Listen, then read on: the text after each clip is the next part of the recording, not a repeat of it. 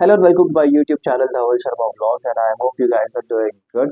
तो आज है थर्सडे और टाइम हो गया है 3:30 और आज मेरा वीक ऑफ है। और जब मेरा वीक ऑफ रहता है तो मैं बहुत एक्साइटेड रहता हूँ और मेरा एक्साइटमेंट लेवल भी ऊपर रहता है। क्यों? क्योंकि मेरे सारे काम हो जाते हैं, मुझे रेस्ट करने मिल जाता है और सबसे बड़ी बात है मुझे आप लोग के लिए व्लॉग्स बनाने मिल जाता है। तो ये 2 दिन का जो टाइम रहता है ना, मैं उसे पूरी तरह से यूटिलाइज करता हूँ और अपना 100% डेडिकेशन के साथ काम करता हूँ।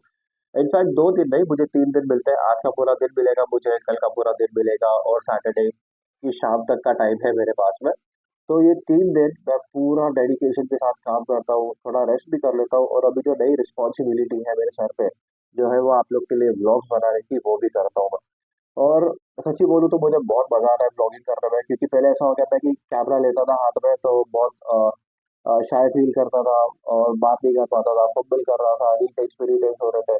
बट अभी वैसा कुछ नहीं है, अभी मेरा कॉन्फिडेंस लेवल भी बढ़ गया है, अभी मैं आपसे बात भी कर सकता हूँ और मुझे पता है कि मुझे आपसे क्या बात करनी है, ज्यादा सोचना समझना नहीं पड़ता है। क्यों? क्योंकि वो एक कॉन्फिडेंस बिल्ड हो रहा है मेरा और आपके बीच में। तो मैंने जितने भी वीडियोस डाले, जितने भी मैंने ब्लॉग्स डाले, उसमें आपका अच्छा रिस्पॉन्स आ रहा है और मैं खुश हूँ। मुझे जो भी व्यूज आ रहे हैं, जितने भी जो भी वॉच टाइम आ रहा है मेरा, जितने भी सब्सक्राइबर है, मैं उसमें खुश हूँ और मैं आगे और बहुत ज्यादा मेहनत करने वाला हूँ, बहुत अच्छे अच्छे ब्लॉग्स लाने वाला हूँ आप लोगों के लिए, जिससे हम और ये जो फैमिली है हमारी वो बढ़ती रहे आगे। तो मैं आज जल्दी आ गया था घर से, क्योंकि घर पे जल्दी आ गया था क्योंकि राम मंदिर पहुंचा मैं लॉग आउट करने के बाद में। फिर मेरा फ्रेंड भी था मेरे साथ में, राम सिंह, तो उसके साथ में मैं डायरेक्टली सीएसटी चले गया था। सीएसटी से डायरेक्ट जो ट्रेन बनती है बदलापुर की, वो उसमें बैठ के मैं आ गया। और घर आते आते मुझे बज गए थे 10:30। तो घर आया, घर आके फ्रेश हुआ, थोड़ा रेस्ट किया, ब्रेकफास्ट किया और अभी मैं नीचे आ गया हूँ आप लोगों के लिए व्लॉग बनाने के लिए। तो मैं अभी बहुत एक्टिव हूँ, नींद जरा भी नहीं है। मैं अभी सीधा जाऊंगा रात को सोने के लिए, ठीक है? क्योंकि अभी जो काम है वो खत्म करना है, प्लस व्लॉग बनाना है, शाम को दोस्तों से मिलना है, फिर सोते सोते मुझे रात के 12 तो बज ही जाएंगे आराम से। और अभी मैं बैठा हूँ सिक्योरिटी के कैबिन में। तो रीजन ये है क्योंकि बाहर बहुत धूप है, इतनी कड़क धूप है कि मैं खड़े रह के बात नहीं कर सकता हूँ। इसीलिए मैंने गॉगल्स पहने हैं, ये स्लीव्स पहना है। तो आप भी अगर बाहर जा रहे हो दोपहर के टाइम पे, कुछ काम है, अर्जेंट काम है, बहुत जरूरी है जाना, तो आप प्लीज एक एटलीस्ट कैप ही पहन के चले जाओ, क्योंकि गर्मी बहुत है। और दूसरी अपडेट ये है कि हस्कवर्ना अभी भी सर्विस सेंटर में है। तो जो फ्यूल टैंक का जो इशू था वो अभी तक सॉल्व हुआ नहीं है।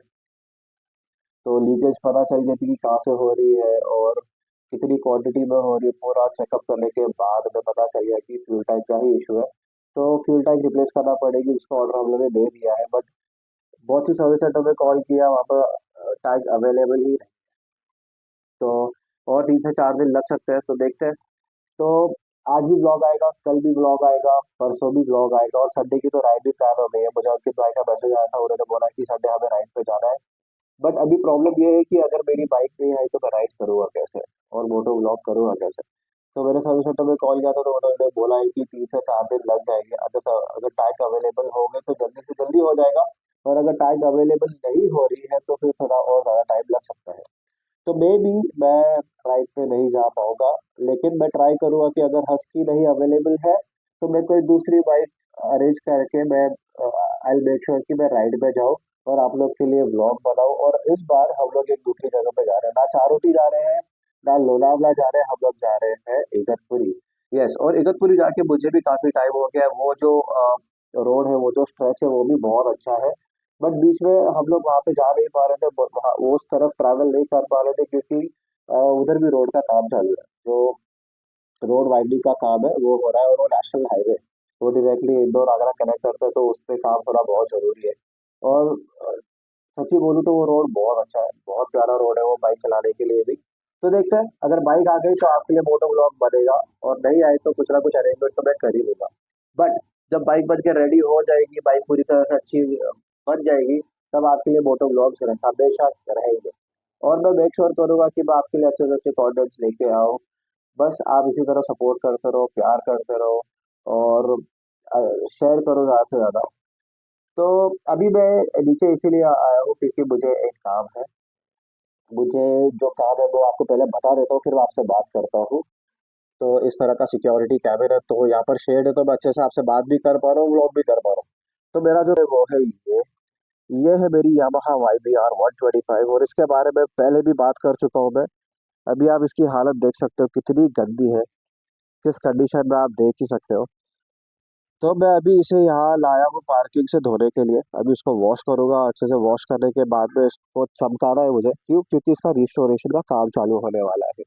यस, आप लोगों ने सही सुना, मुझे इसको रिस्टोर करना है। और मेरी अभी बातचीत चालू है, जिस बंदे से मुझे इसका काम करवाना है उसके साथ मेरी बातचीत चालू है। बट अभी धोना इसीलिए क्योंकि मुझे इसको मैकेनिक के पास लेके जाना है, क्योंकि इसका टायर खोलना है मुझे पीछे का। ये जो पीछे का जो टायर है इसको खोल के मुझे मैकेनिक के पास लेके जाना है। इसका व्हील बेयरिंग चेंज करूंगा, चेंज करने के बाद में इसको फिक्स करके एटलीस्ट बाइक चलने लायक हो जाएगी। तो मैं जल्दी से बाइक वॉश कर लेता हूँ और वॉश करने के बाद में आपको दिखाता हूँ कि बाइक किस तरह से चमक रही है। हालांकि बाइक कंडीशन में है, मतलब अगर उसको मैं दिखा दूंगा एक बार मैकेनिक को, सब उसका कार्बोरेटर साफ करके, फिल्टर साफ करके, बैटरी चेक करा लूंगा, तो बाइक चलती है, अच्छी चलती है और रनिंग कंडीशन में। प्रॉब्लम ये है कि उसका जो पीछे का जो टायर है ना वो अभी बहुत जाम है। तो सबसे पहले वो टायर का काम करना पड़ेगा, उसका व्हील बेरिंग चेंज करके वो एटलीस्ट चलने लायक हो जाएगी। चलने लायक हो जाएगी तो मैं उसको मैकेनिक के पास टो करके ले जाऊंगा, उसको फिक्स करा दूंगा। और मैं आपसे ना उसको धोने के बाद में पूरी बात करता हूँ आपसे, मेरी किससे बात हुई है, मैंने क्या क्या पार्ट्स अवेलेबल करवाए हैं उससे। तो पूरी जो बात है ना, मैं एक बार उसको धो लूँ बाइक को, आपको बाइक भी दिखाता हूँ कैसी लगेगी। फिर हम लोग बात करते हैं, तो स्टे ट्यून्ड एंड बने रहिए ब्लॉग में।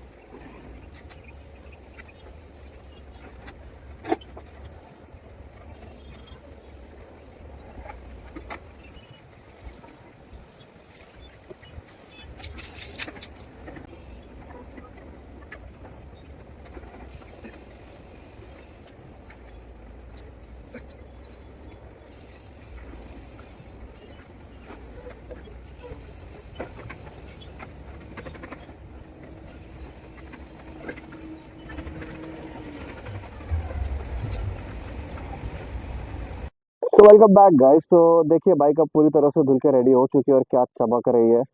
और पता है, अपनी खुद की बाइक बाइक धोने में ना जो मजा आता ना, वो कहीं नहीं है। अभी वो एक अलग ही तरह का सेटिस्फैक्शन है जब आप खुद की बाइक धोते हो। क्योंकि मैं बचपन में अपनी साइकिल धोता था तो मेरे को बहुत अच्छा लगता था। फिर उसके बाद में जब बड़ा हुआ और जितनी भी बाइक मैंने ओन करी है अब तक, तो मैं खुद से अपनी बाइक धोता था, अभी तक धोता हूँ मैं। तो अभी धुलने के बाद तो ये मस्त चमक रही है।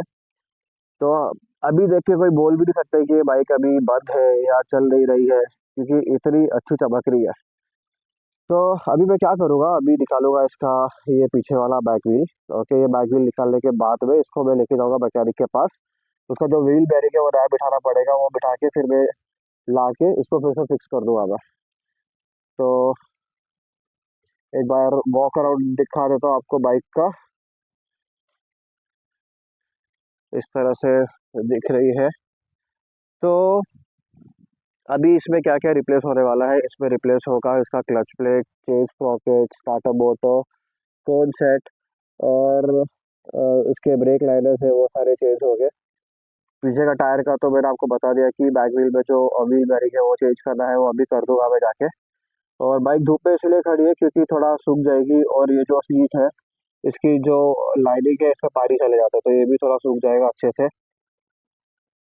तो अभी आगे की बात बताता हूँ मैं कि मेरी किससे बात हुई है, क्या बात हुई है, और किस तरह से रिस्टोरेशन का काम चलने वाला है इसके ऊपर। ठीक है।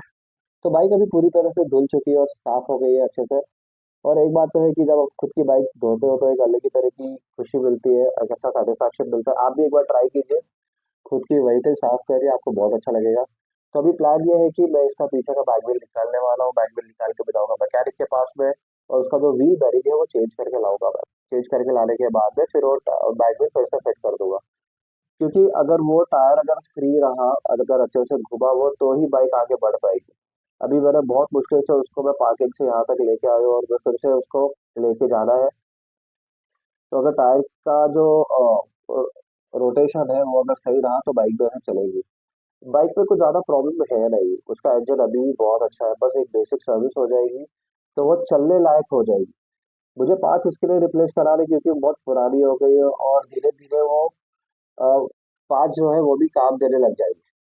तो मैं ऐसे इंस्टाग्राम पे रील स्क्रॉल कर रहा था और मैं जब देख रहा था कि कोई अच्छा रिस्टोरेशन वाला बंदा मिल जाए तब मुझे एक प्रोफाइल मिला और वो प्रोफाइल का नाम है रजत ऑटो पार्ट्स। तो ये जो डीलर है ये है ग्रैंड रोड में। तो ये सिर्फ यामाहा में डील करता है और यामाहा के ऑटो पार्ट्स आपको अवेलेबल करके देता है। भले ही वो RX 100 हो या तो यामाहा की कोई भी लेटेस्ट बाइक रहने दो, फाइबर पार्ट से लेके मैकेनिकल पार्ट सारे अवेलेबल है उनके पास में। तो मैंने उनकी प्रोफाइल विजिट करी, प्रोफाइल में कॉन्टैक्ट नंबर था, मैंने कॉल किया, कॉल पे बात हुई तो उन्होंने बोला कि आप जितनी भी डिटेल्स आप मुझे व्हाट्सएप कर दो।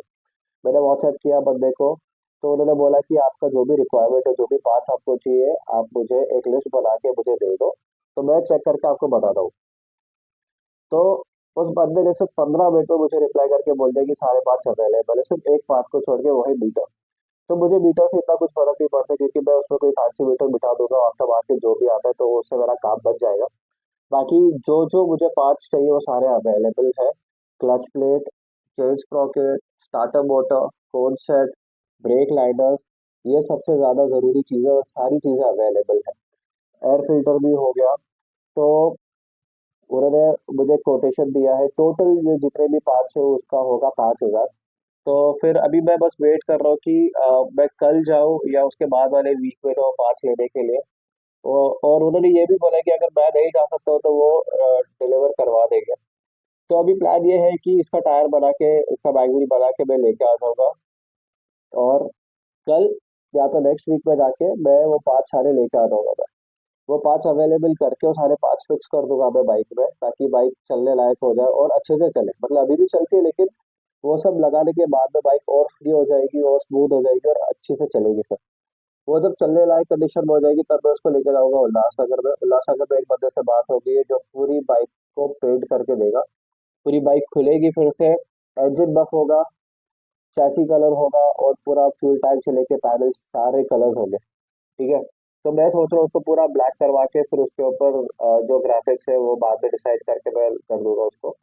तो ये पूरा जो खर्चा आने वाला है मेरे को बाइक रिस्टोर करने का, उसके मैकेनिकल पार्ट से लेके उसको पेंटिंग डेंटिंग और अच्छा बनाने में मुझे लग जाएगा 25,000 तक का खर्चा। तो ठीक है, उतना तो चलता है। क्योंकि अगर मैं किसी दूसरे बंदे को दे रहा हूँ, क्योंकि मेरी एक बंदे से बात हुई थी बहुत पहले रिस्टोरेशन को लेके, तब उसने मुझे कोट किया था 60,000। बट मुझे वो टाइम पे बहुत ज़्यादा लगा 60,000 देना, मुझे कुछ सही नहीं लगा। तो मैंने सोचा कि अब मैं खुद ही सब असेंबल करूंगा, पार्ट्स बना के फिर मैं एक ही बंदे को दूंगा जो मुझे काम करके दे देगा अच्छे से। तो यही है। आपको ये बाइक बहुत ही जल्दी रोड पे देखने मिलेगी और बहुत ही जल्दी इस बाइक पे मोटो ब्लॉग भी बनाने वाला हूँ मैं, इसकी गारंटी मैं आपको देता हूँ। और दूसरा रीजन ये भी है इसे बनाने का, क्योंकि जो रेगुलर यूज में एक तो एक्सेस है, ठीक है, बट मुझे एक रेगुलर यूज में एक बाइक चाहिए, एक जिसमें माइलेज अच्छा मिले। एक्सेस अच्छी है लेकिन उसका फ्यूल टैंक छोटा है, उसकी फ्यूल कैपेसिटी कम है, तो वो ज़्यादा चल नहीं पाती है। और फिर स्कूटी स्कूटी होती है, बाइक बाइक होती है। इसमें कैसे, इसमें अगर मैं एक बार टॉप अप मारूंगा तो वो आराम से मुझे माइलेज देगी। मैं इसको कभी कभी फिर ऑफिस भी लेके जा सकता हूँ। तो मैं, मेरा सबसे बड़ा पर्पज है कि इसको ऑफिस ले जाने की काम भी आएगी मेरे। हालांकि रोज तो नहीं लेके जाऊंगा, हफ्ते में अगर एक दो बार लेके गया तो लेके जाऊंगा मैं। तो बस यही है आज के लिए अपडेट। बाइक रेडी हो गई और मैं आपको दिखाता हूँ मैं किस तरह से उसका बैक व्हील खोल के मैं लेके जाऊंगा, तो वो भी आपको मैं पूरा अच्छे से दिखाऊंगा, उस पर कैसे काम चल रहा है वो भी आपको दिखाऊंगा।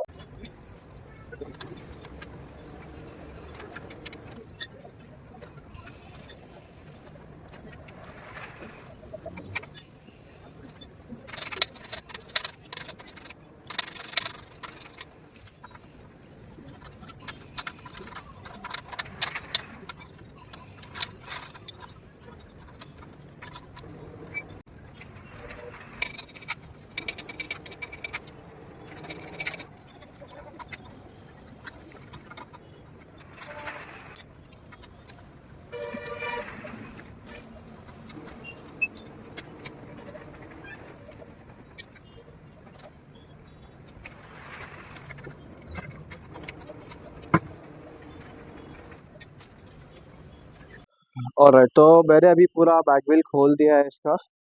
आप देख सकते हो। और ये देख रहे हो आप, ये ऐसी हालत हो गई है पूरे इसके ड्रम की। यहाँ से ये पूरा टूट गया है, अगर आपको दिख रहा हो तो। ये पूरी इसकी जो लाइनिंग है, ये पूरी टूट गई है और अंदर से भी पूरा घिस चुका है ये। तो अब मुझे ऐसा डाउट हो रहा है कि व्हील बेरिंग चेंज करके कुछ मतलब नहीं बनेगा, या तो मुझे पूरा बैक व्हील ही चेंज करना पड़ेगा। और यहाँ पे अगर आप देख सकते हो तो ड्रम की ये लाइनर की भी क्या हालत हो चुकी है। ये पूरा घिस गया है यहाँ से। तो कुछ इस तरह से हालत है बाइक की। तो बाइक की हालत तो खराब है। अभी उसको मैं एक काम करता हूँ, मैकेनिक के पास लेके ही चले जाता हूँ। मैं दिखाता हूँ, अगर बैक व्हील दिखाने के बाद में अगर मैकेनिक ने बोला कि पूरा चेंज ही करना पड़ेगा सेट, तो मैं करवा दूंगा। अगर व्हील बेरिंग चेंज करने से काम बनता है तो फिर व्हील बेरिंग ही चेंज करा दूंगा। तो आप बने रहे इस व्लॉग में, आगे क्या क्या होता है मैं आपको बताते रहूँगा। Stay tuned. तो मैं जा रहा हूँ अभी मैकेनिक के पास में और अपनी एक्सेस लेके जा रहा हूँ, क्योंकि उसमें आगे टायर रखने हो जाएगा। और अभी घर पे चले गया था मैं, क्योंकि बहुत पसीना आ गया था और बहुत हाथ गंदे हो गए, तो हैंड वॉश करने चले गया था, थोड़ा फ्रेश हुआ और अभी नीचे आ गया हूँ मैं फिर से।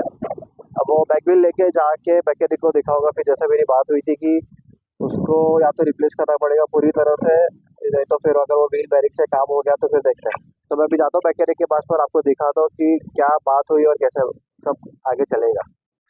तो इस तरह से कुछ मैंने टायर को रख लिया है। पर स्कूटी होने का ये एक फायदा रहता है कि आपको कुछ भी सामान अगर रख के लेके जाना है कहीं भी, तो आराम से आप रख सकते हो। तो इसी यही एक रीज़न है मैं स्कूटी रखी है अपने पास में, वो एक बाइक रखी है अपने पास में, क्योंकि जरा कभी काम आ जाती है। और स्कूटी का सबसे बहुत फायदा है, क्योंकि डीमार्ट में अगर मैं जाता हूँ तो घर का सामान इसके बूट में आगे आ जाता है, और लोकल में जाने के लिए तो बहुत ज़्यादा काम आ जाती है। तो अभी चलो मैकेनिक के पास में, देखते हैं वो क्या बोलता है, आगे क्या डिसाइड करते हैं। वो उसके बोलने पे ही है। तो मैं आपको लेके चलता हूँ, आपको भी दिखाता हूँ कि वो क्या बोलने वाला है। आई होप वो व्हील बेरिंग से ही काम बच जाए, नहीं तो फिर बहुत लंबा काम चल जाएगा फिर। अगर बैक व्हील चेंज करना पड़ा तो फिर वो वेटिंग पीरियड हो जाएगा फिर वो, क्योंकि फिर वो बैक व्हील अरेंज करना पड़ेगा, फिर से कांटेक्ट लगाने पड़ेंगे, तब जाके फिर वो बैक व्हील बनेगा। अभी अरेंज होगा, फिर लगेगा, फिर तब तक बाइक ऐसे ही खड़ी रहेगी। अब उसको रोज कपड़ा मारना पड़ेगा ताकि धूल मिट्टी ना चढ़ जाए। तो चलो, आपको लेके चलता हूँ मैकेनिक के पास, फिर देखते हैं आगे क्या होता है।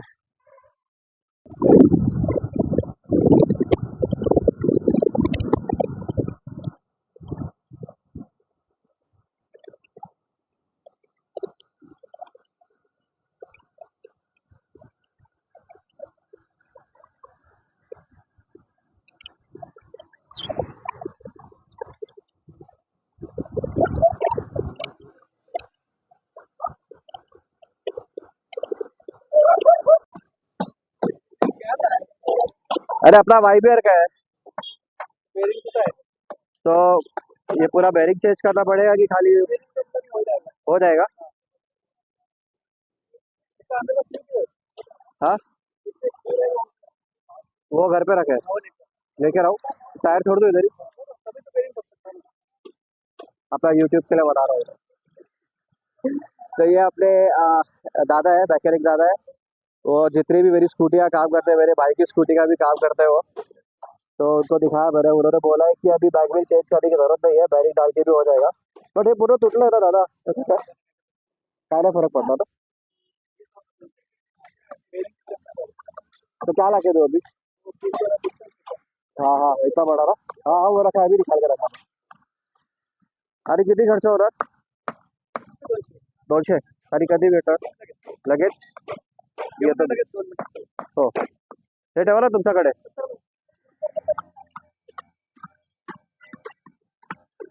तो मेरी अभी बात हो गई दादा से, बावली दादा से। उन्होंने बोला है कि पूरा बैक व्हील चेंज करने की जरूरत नहीं है, वो जो व्हील बेरिंग डाल के भी काम हो जाएगा। तो वो एक जो छोटा पार्ट है जो टायर से गिरा है वो घर पे ही रह गया है, वो मैं लेके आता हूँ, उनको देता हूँ, और वो फटाफट वो बैरिंग चेंज करके दे देंगे। और कुछ 200 रुपये का कॉस्टिंग है, वो हो जाएगा। तो मैं आपको बताता हूँ, घर जाता हूँ, वो पार्ट लेके आता हूँ, फिर दादा को देता हूँ। तो बैक व्हील का काम चालू हो गया है और दोनों बैरिंग निकाल दिए। उसका ड्रम का तो कुछ तकलीफ नहीं हो रहा ना, वो बैरिंग डाल के हो जाएगा ना।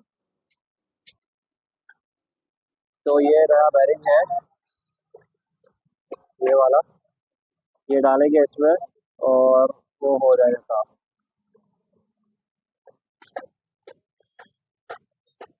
तर मी विचारलं होतं दादाला की पूर्ण बॅक व्हील चेंज करावा लागेल की फक्त व्हील बैरिंग. तो उन्होंने बोला कि व्हील बैरिंग चेंज करने से काम हो जाएगा. तो ये है अपना मैकेनिक का गराज. तो ये बाउली गैरेज है, यहाँ पे मेरा बड़ा भाई भी आता है अपनी जुपिटर ठीक कराने के लिए, और मेरा दूसरा भाई भी आता है उसकी स्कूटी ठीक कराने. मेरी एक्सेस भी यही ठीक हो जाती है. तो अब देखते हैं कैसा बैठता है. तो अभी इसमें ग्रीस डालेंगे, और वो जो है, मैं एक्चुअली वो डिस्टेंस लाने गया था, ये जो बड़ा वाला पाइप देख रहे हो आप, इसको बोलते हैं डिस्टेंस. तो वो लाने गया था.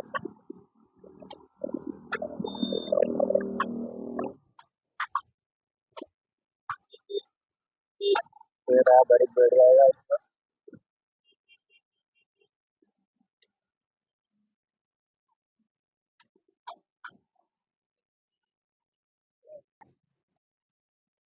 तो वो जो पहले वाला जो बैरिंग था वो बड़ा निकला, तो छोटा वाला लगाना पड़ेगा, छोटे साइज का बैरिंग.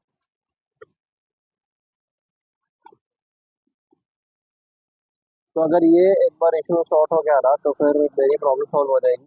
मुझे से फिर बाइक चालू कर दी और फिर ग्रेजुअल लेके जा रही है. तो मैं सोच रहा हूँ कि 5 मंगाने से अच्छा बाइक ही वहीं पे लेके जाके उधर ही पूरा काम करा के बाइक को रेडी कर देता हूँ. फिर उल्लासनगर लेके आऊँगा, उल्लासनगर लेके आने के बाद में जो भी काम कराना है जैसे पेंटिंग पेंटिंग का वो करा के ले लूँगा मैं.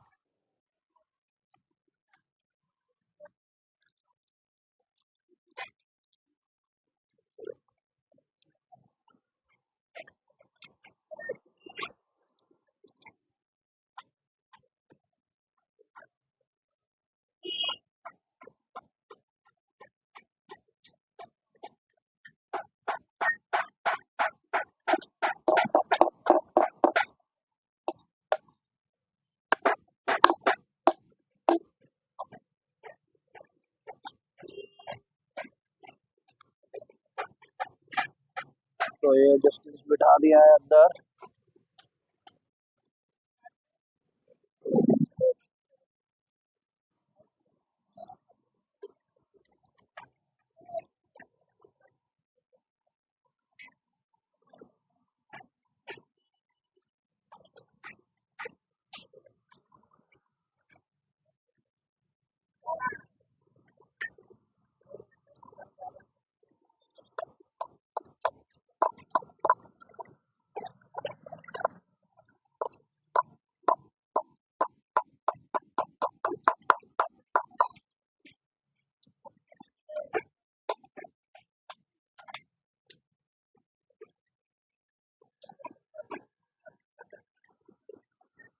लूज हो गया. हाँ, ड्रम में. तभी क्या करना पड़ेगा फिर?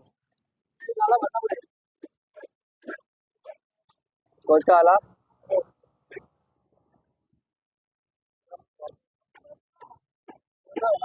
हाँ,